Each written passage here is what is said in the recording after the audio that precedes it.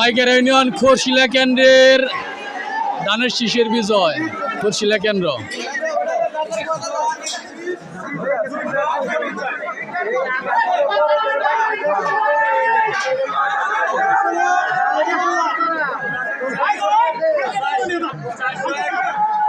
কয়টা